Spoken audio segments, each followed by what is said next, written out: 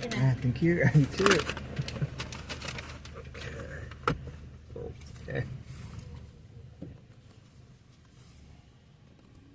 Orinda at the Colligat Tunnel, westbound 24th. That right 4 is closed for some maintenance work until 4:30 or so. Right now, traffic is smooth. That left 4 is open, and nobody's having any trouble getting through into downtown Oakland. Your next traffic update's at 1:08 on the traffic leader, KCBS.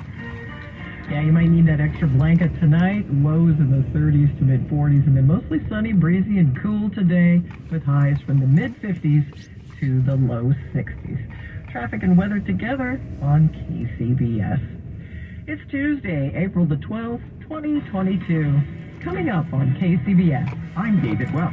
A Sonoma County supervisor reacts to the PG&E settlement.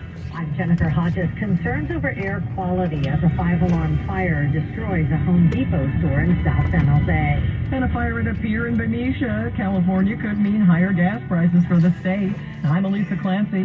CBS News covers the world next.